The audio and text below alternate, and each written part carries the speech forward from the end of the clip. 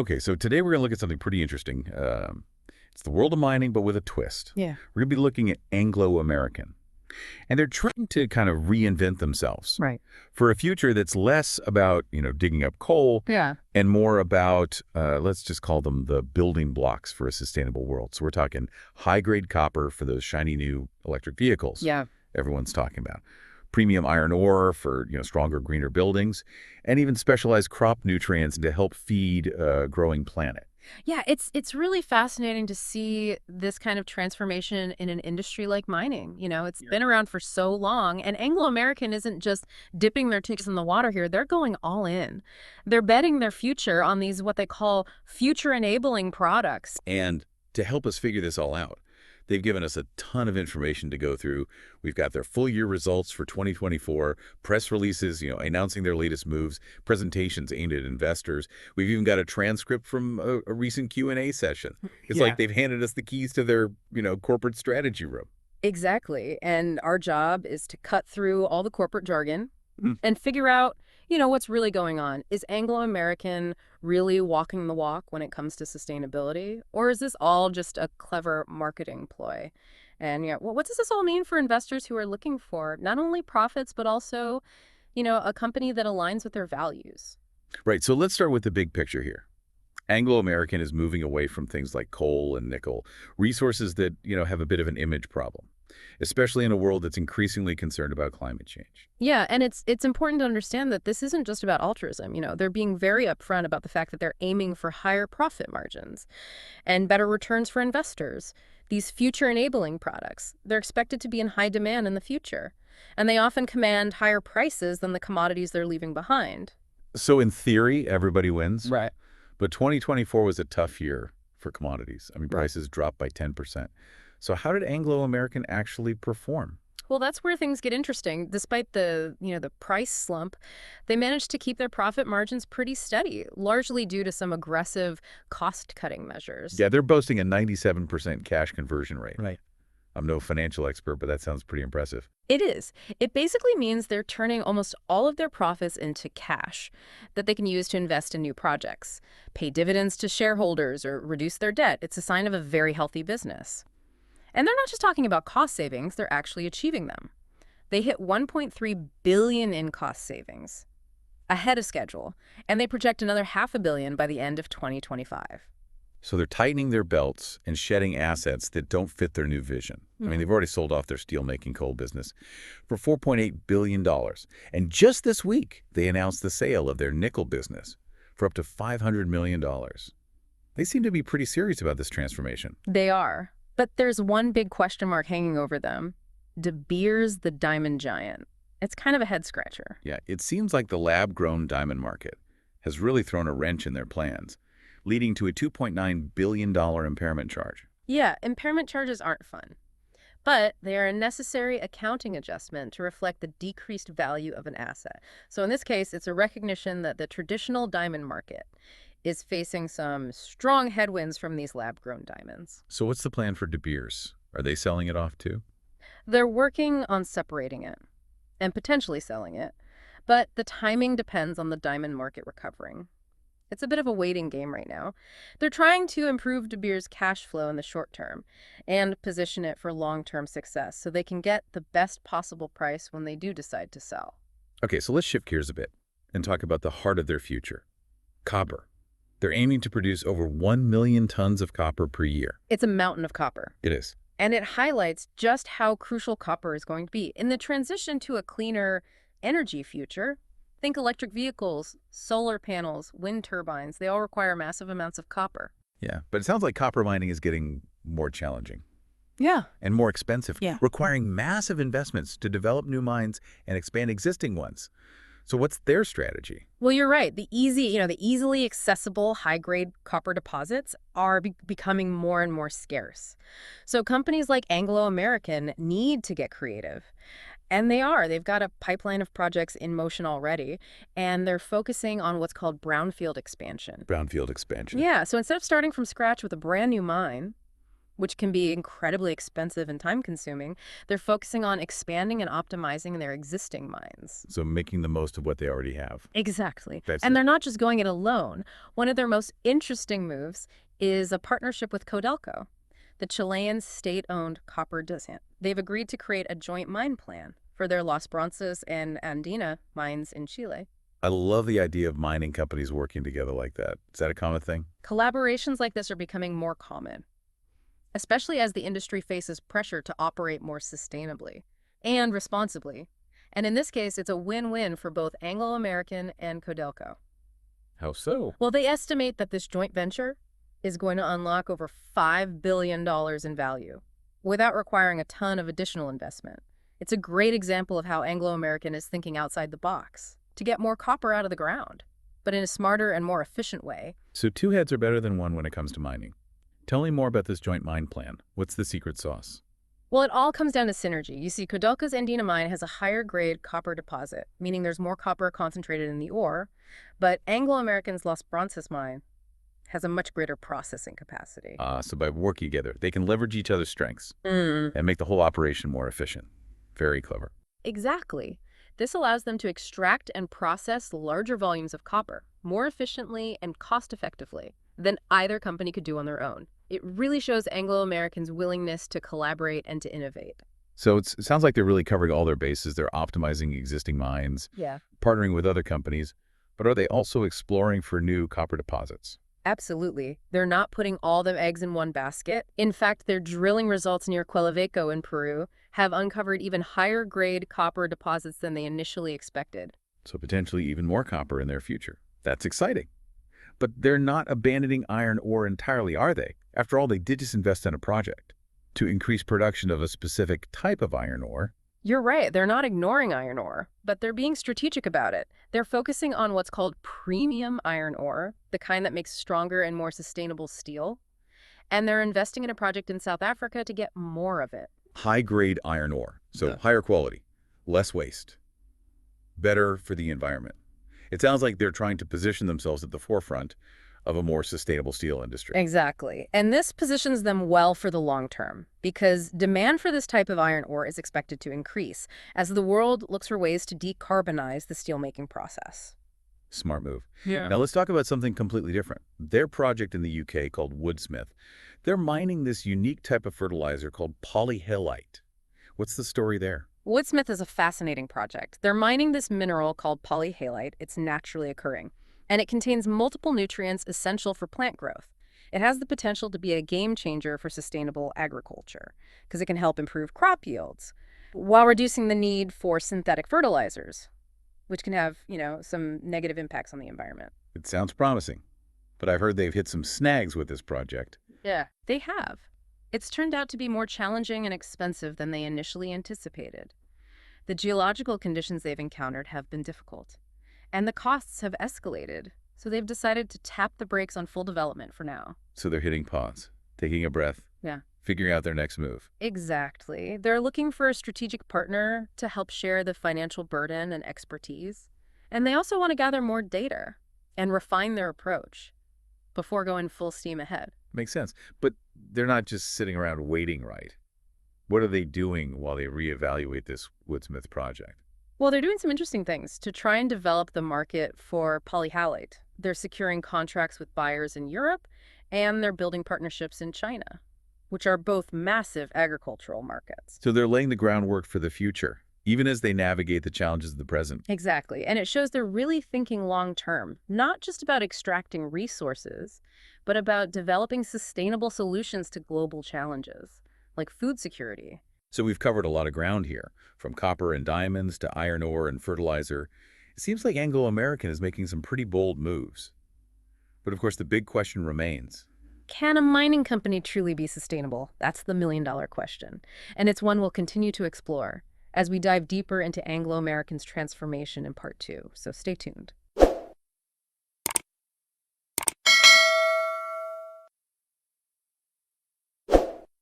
So we left off with a good question. Can a company built on pulling stuff out of the ground really be sustainable? It seems like Anglo American's trying to answer that. Yeah, they really are. They Yeah. have this whole plan for how they're going to, reduce their environmental impact and increase their positive social impact. They call it their sustainable mining plan. Okay. The sustainable mining plan. What does that actually look like? It basically lays out all their goals and strategies Mm. for everything from reducing carbon emissions and protecting biodiversity to supporting the communities that live near their operations. So not just greenwashing, actual changes to how they do business. What kind of goals are we talking about? Well, one of their most ambitious goals is to achieve carbon neutrality across all their operations by 2040. 2040. Wow. That's not that far off. To completely change a global mining company, how are they going to pull that off? It's a huge undertaking, but they're taking a multi-pronged approach. So they're transitioning to 100% renewable electricity, improving energy efficiency, and exploring carbon capture and storage technologies. Really trying to cover all the bases. How much progress have they made? They've made some pretty big steps in certain areas, at least. For example, they've already hit 100% renewable electricity for all their operations in South America. Wow, that's impressive. But it's not just carbon emissions, right? They've also got goals about water and protecting biodiversity. Mining can really impact the ecosystems around it. Oh, absolutely. They've committed to reducing their freshwater withdrawal by 50% in water-scarce areas Right. by 2030. And they're also aiming for a net positive impact on biodiversity. Net positive impact. What does that even mean? Basically, they want to leave the environment better than they found it, so they're investing in things like habitat restoration, protecting endangered species, and just generally trying to minimize their impact on ecosystems. So less water, more wildlife. But sustainability isn't just about the environment, is it? It's also about people, especially the people living near these mining operations. How does Anglo American's plan take care of them? Yeah, you're right. Sustainability has to be about people, too. Anglo American knows that their operations can have a big impact on local communities, both good and bad. So they've set goals for community health and well-being, education, and livelihoods. Like what?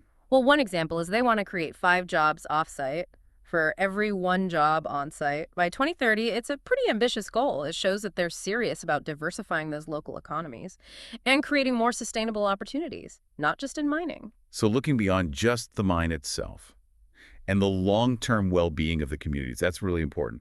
But how do we know they're really going to do all this stuff? How do we know this isn't just a bunch of talk? Right, it's easy to set goals.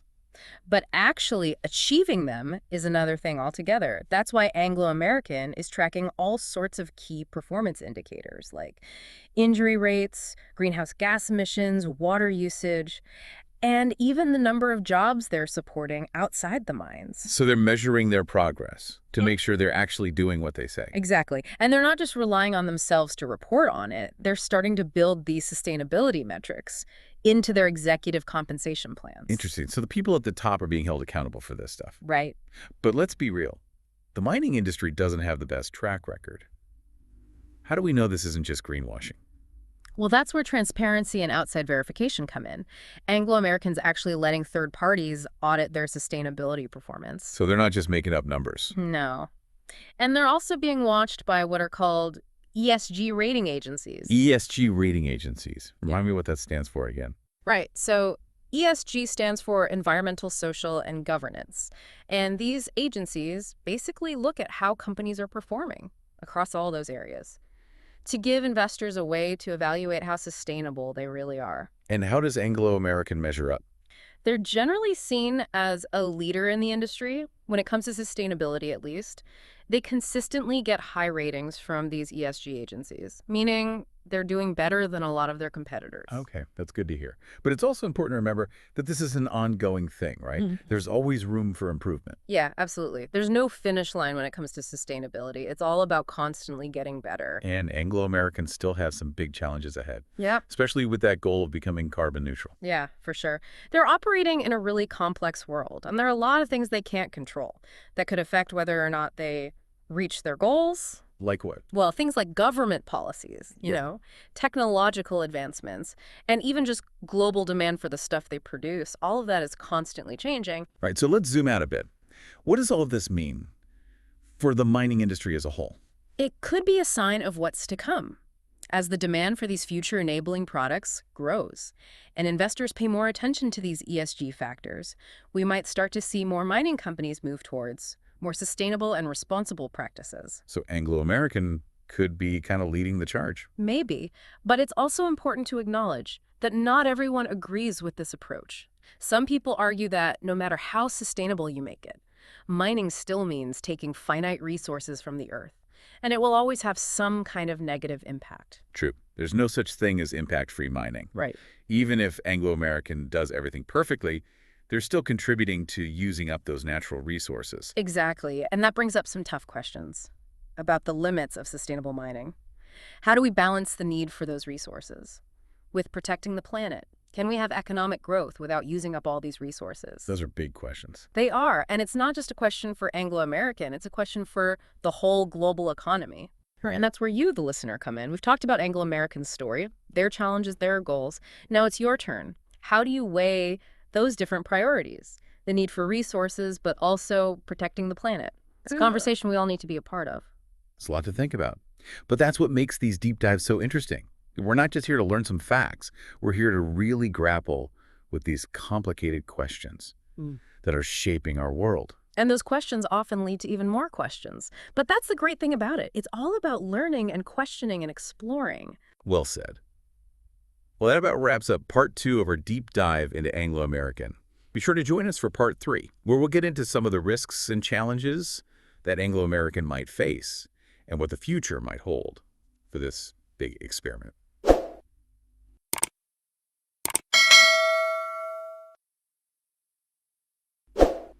Okay, so welcome back to our deep dive into Anglo American. So far, we've talked about their big shift in strategy, how they're doing financially, and their plan to become a more sustainable company. But every big plan runs into some speed bumps along the way. What are some of the challenges Anglo American might face going forward? Well, there are always challenges when you're dealing with mining. I mean, it's a tough business. It's only getting harder and more expensive to get these resources out of the ground, especially as those easy-to-reach deposits, start to disappear. And we can't forget about all the crazy stuff happening in the world, right?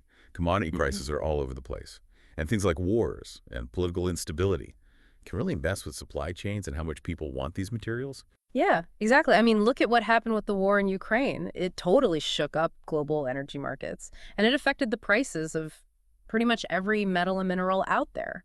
It's hard to predict those kinds of events, and even harder to, do anything about them. So how is Anglo American getting ready for all this uncertainty? Well, one thing they're doing is trying to spread their risk. They're diversifying their portfolio, so not just geographically, operating in different parts of the world, but also in terms of what they're producing. They're not putting all their eggs in one basket. Right, spreading the risk. Yeah.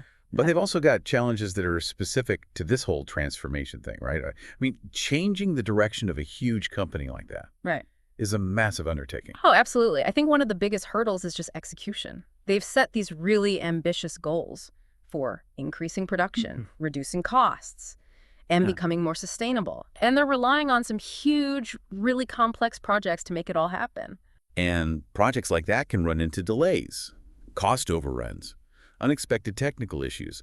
We've already seen that with their Woodsmith project. Exactly. Any setbacks in those key projects could really throw things off. It could impact their financial performance and whether they can actually deliver on what they've promised to investors. And they're betting big on certain things like copper. And the demand for copper is really tied to the growth of renewable energy in electric vehicles. What happens if that growth slows down? Or if some new technology comes along that doesn't need copper? That's definitely a risk they have to think about. It shows how important it is to be flexible and adaptable, to change their strategy as the world changes around them. No one can predict the future perfectly, but they need to be ready to make changes if necessary. And they're going to need the right people to make it all happen too, right? Finding people with the skills and experience to manage these huge, complicated projects and understand this whole sustainable mining thing can't be easy. Yeah, it's not just about technical skills, though. They need people who get the whole sustainability thing, people who are really committed to doing things the right way. It's about changing the whole culture of the company, not just hiring a bunch of engineers. Yeah, it's a whole new way of thinking about mining. But let's imagine for a second. Let's say they overcome all these challenges. They do everything they set out to do. What does that look like? Well, if they can pull it off, Anglo American could become like a role model for the whole industry. They could show that it's possible to be both sustainable and profitable, that you can do good and do well at the same time. And they'd be in a great spot to take advantage of that growing global demand for those future enabling products. making a lot of money for investors who believe in their vision. It's a gamble, but the potential reward is huge. And it's not just about their own operations either. They're working with other companies, governments, organizations to push for innovation and scale up those sustainable solutions across the whole mining industry. So they're not just trying to win the game themselves. They're trying to change the rules of the game. Yeah, that's a good way to put it. But ultimately, what really matters is the impact they have on the world, on the environment, on communities, and on making a more sustainable future. That's what it's all about, right? Yeah. Not just profits and making shareholders happy, Yeah. but making a real positive difference. Exactly. And that impact will take time to see. This is a story that's still being written. And we'll all be watching to see how it unfolds. So what's the takeaway for our listeners? What should they be thinking about as we wrap up this deep dive into Anglo American? I think the big thing is that Anglo American's transformation is this really bold experiment. Can a company that's built on taking resources from the earth actually be a force for good? They're making progress, but they still have a lot of work to do. It's a journey with a lot of potential, but also a lot of uncertainty. Keep an eye on Anglo American. What they do in the next few years will tell us if their vision of a sustainable mining future can actually become reality. And that brings us to the end of our deep dive into Anglo American's transformation. We hope you've learned some interesting things along the way, and maybe even come up with some new ideas of your own. Until next time, keep exploring, keep asking questions, and keep learning.